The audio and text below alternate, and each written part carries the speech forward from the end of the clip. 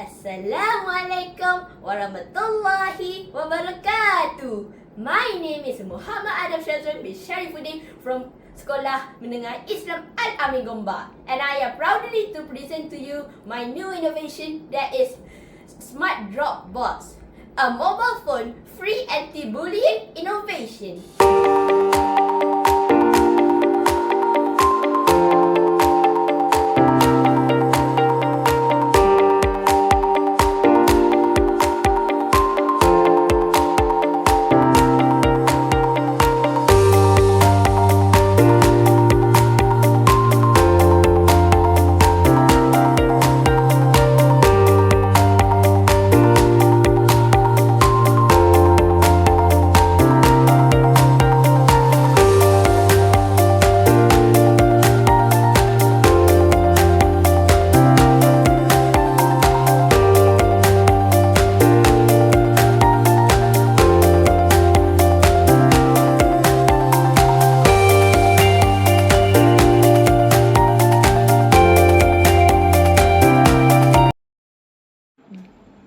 Ini adalah Smart Drop Box saya yang telah dihasilkan.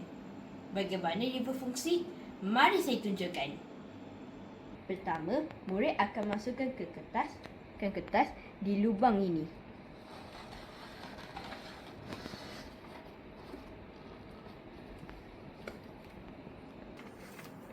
Setelah itu, lampu biru akan menyala menandakan sistem telah terima isyarat yang ada kertas dimasukkan.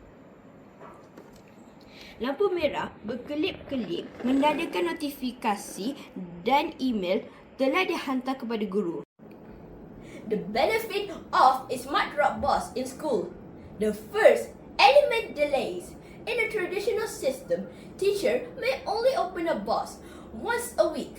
But with the Smart Drop Box, teacher are notified of a report within 1 second.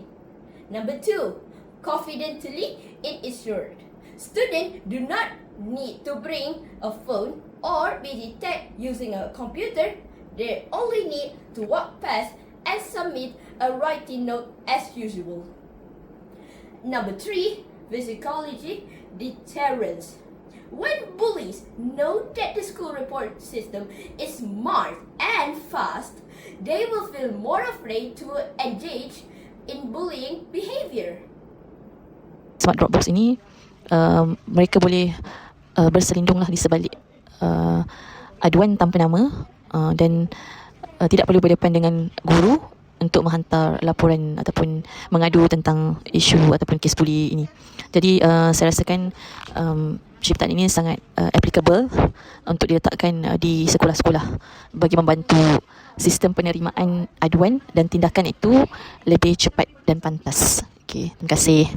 Dari pendapat saya, Smart Drop Box yang dibangkungkan oleh saudara Ananda Adam Shazwan sangat bagus, dan pada pendapat saya ia telah menggunakan beberapa ciri-ciri elemen IoT yang boleh membantu untuk mempercepatkan proses pelaporan berkaitan kes buli di sekolah, dan sedikit sebanyak ia akan membantu pihak sekolah dan juga guru disiplin ataupun guru yang terlibat dalam pelaporan kes buli untuk mempercepatkan proses dan menyegerakan penerimaan maklumat berkenaan buli daripada mangsa ataupun daripada pihak-pihak yang memberikan maklumat berkaitan dengan buli.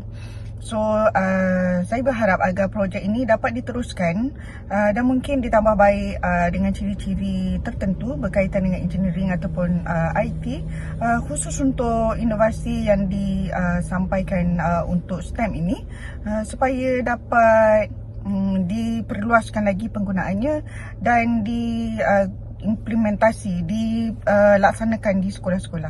As in conclusion, Smart Drop Box is an innovation that helps create a safer, more caring, and bullying-free school environment. Our school, our safety. Say no to the bullies. Thank you.